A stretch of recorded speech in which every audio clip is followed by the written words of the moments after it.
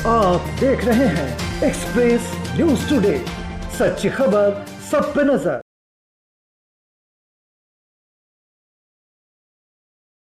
आम आदमी पार्टी द्वारा हम बदलेंगे बिहार अभियान के तहत गुरुवार को बेगूसराय में एक कार्यक्रम आयोजित की गई। इस अभियान में सैकड़ों लोगों ने अपनी सहभागिता दिखाई। कार्यक्रम की शुरुआत बिहार विकास के गीत के माध्यम से किया गया।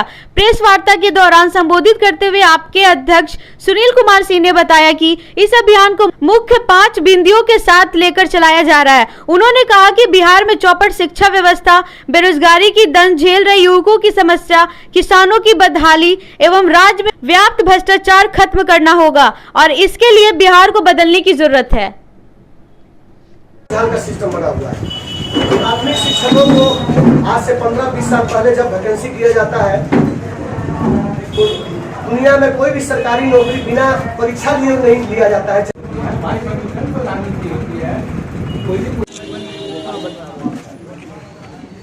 मैं सुशील कुमार सिंह, आम आदमी पार्टी प्रदेश अध्यक्ष। हम बदलेंगे बिहार यात्रा के तहत पिछले 24 दिनों के दौरे करने के बाद आरा बक्सर से होते हुए सीतामढ़ी, सुपौल, कटिहार, बेगूसराय से होते नडिया से होते बेगूसराय से पहुंचे हैं। आप नीचे बैठिए ना। हम बदलेंगे बिहार यात्रा मतलब मैं नहीं, हम मतलब बिहार के लोग अगर चाहेंगे तो बिहार को बदला जा सकता है। यहाँ क्या बदलने की जरूरत है? यहाँ के शिक्षा को बदलने की जरूरत है, यहाँ के स्वास्थ्य को बदलने की जरूरत है, यहाँ युवाओं को रोजगार चाहिए, यहाँ भ्रष्टाचार को खत्म करना पड़ेगा, यहाँ किसानों को खुशहाल करना पड़ेगा, यहाँ पे शिक्षा में बुनियादी फेरबदल करने की जरूरत है। क्योंकि यहाँ प्राइमरी टीचर को जहाँ बिना पढ़े लिखे लोगों को बिना परीक्षा का भर्ती किया जाता है, वहीं स्कूलों में खिचड़ी के नाम पर बच्चों को बुलाया जाता है और मास्टरों को दूसरा काम करवाया जाता है। स्कूल के में क्वारंटाइन सेंटर चलाइए, किचन चलाइए, बाहर राहत सामग्री बांटिए, मच्छर का दवाई छीटिए। यहाँ तक यहाँ के जनगणना, वोटर आई कार्ड बनाना मास्टरों का काम हो गया है। और नीतीश बाबू ने तो हद ही कर दी। उन्होंने एक योजना निकाला कि मास्टर साहब जाइए खेत में चेक करिए कौन लैट्रिन कर रहा है खेत में और कौन दरवाजे पर कर रहा है। अरे टॉयलेट घोटाला आपने कर लिया, टॉयलेट बनवाया होता तो आपको आंकड़ा नहीं था।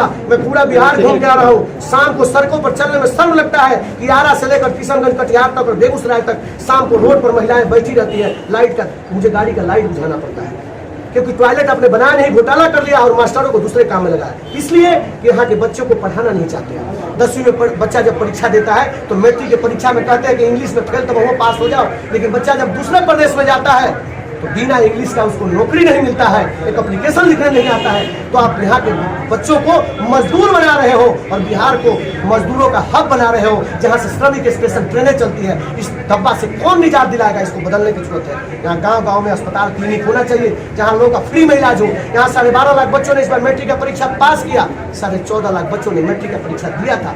1% बच्चों के लिए यहाँ रोजगार नहीं है। जूट उद्योग बंद हो गया, कपड़ा उद्योग बंद हो गया, रेशम उद्योग बंद हो गया, चीनी मिल बंद हो गया, खाद कारखाना बंद हो गया। लेकिन पिछले 30-40 सालों में चाचा की सरकार हो चाहे भतीजे की पापा की सरकार हो, आज तक किसी ने उद्योग धंधे में बात नहीं किया। यहाँ जात पर और धर्म पर बात करके हमारे बिहार को सबसे निचले पैदान पर पहुंचा दिया है, टॉप से ले जाकर बॉटम पे पहुंचा दिया है। इसको उभारने के लिए हम बदलेंगे बिहार यात्रा लेकर हम चलेंगे। भ्रष्टाचार की बात करें तो एक युवा जब पढ़ाई करता है, पढ़ने के बाद जब आवासीय बनवाने के लिए ब्लॉक में जाता है तो ब्लॉक में बैठे हुए अधिकारियों को शर्म नहीं लगता, उन बच्चों से भी 500 रुपया लोग ईंट लेंगे। तो ऐसे व्यवस्था को बदलने की जरूरत है। आज किसानों की बात करें तो यूरिया का कीमत 265 रुपया, लेकिन बाजार में 350, 400, 500 रुपया लोग लेते हैं। वही धान का समर्थन मूल्य 1600, 1650 कहते हैं, लेकिन बाजार में जब किसान बेचने जाता है तो 1200, 1300, 1000 रुपये का बिकता है। मक्का का रेट देख लीजिए, 900, 800 घर में सड़ रहा है। आलू जब खेत में निकलता है तो 3 रुपये किलो बिकता है और बाजार में 40 रुपये, 50 रुपये। क्यों?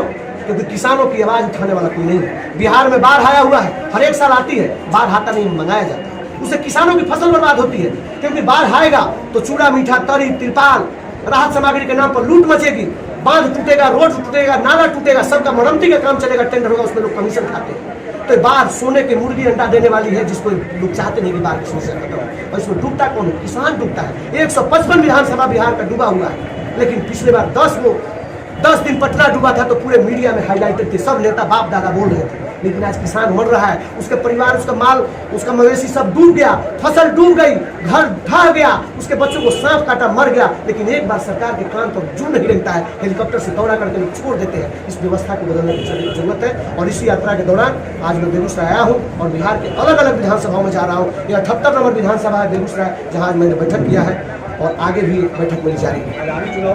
24 घंटा आए, कम लगे, महिलाओं को बस में यात्रा फ्री मिले, बुजुर्गों का हमारा पेंशन बढ़ जाए, बुजुर्गों को तीर्थ यात्रा कराया जाए, महिलाओं को बस में फ्री यात्रा कराया जाए, राशन घर पे पहुंच जाए, शिक्षा स्वास्थ्य के अलावा ये सब काम भी करना है। लेकिन मुख्य रूप से 5 मुद्दे हैं शिक्षा के, एजुकेशनल मूलभूत। जैसे मैं शिक्षा में एक और बात जोड़ना चाहूँगा, हमारी बेटियाँ पढ़नी चाहती हैं लेकिन जिला को छोड़कर कभी भी प्रखंड स्तर पर ग्रेजुएट लेवल के स्कूलों का, कॉलेजों का कभी स्थापना नहीं किया गया। अब बेटियों जिसके पास पैसा नहीं, वो कहाँ 40 किलोमीटर 50 किलोमीटर घर से भेजेगा अपने बेटी को? तो ये मूलभूत जो आवश्यकताएं शिक्षा में है, इसमें बहुत सारा पाठ हो सकता है, उसको करने की जरूरत है। क्योंकि दिल्ली में एक सरकार है जो पिछले 5 साल में अमेरिका जैसे मजबूत देश के पत्नी जब आती है, राष्ट्रपति आते हैं, तो एक तरफ ताजमहल देखने जाते हैं तो एक तरफ दिल्ली का सरकारी स्कूल देखने जाते हैं। आज दिल्ली का सरकारी स्कूल ताजमहल के बराबर में खड़ा हो गया है, तो बिहार का भी सरकारी स्कूल ताजमहल के बराबर में खड़ा होना चाहिए। इन सपनों के साथ बिहार यात्रा चलेगी।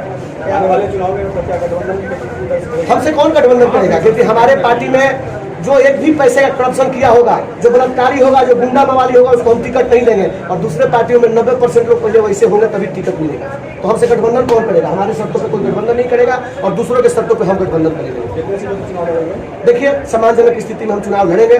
100 से ऊपर तो लड़ना ही है, और कितना लड़ेंगे आने वाला समय बताएगा, ताकि हमारा सरकार भी बनाने के हम कम से कम दौर में रहे। तो इतना सीट तो हम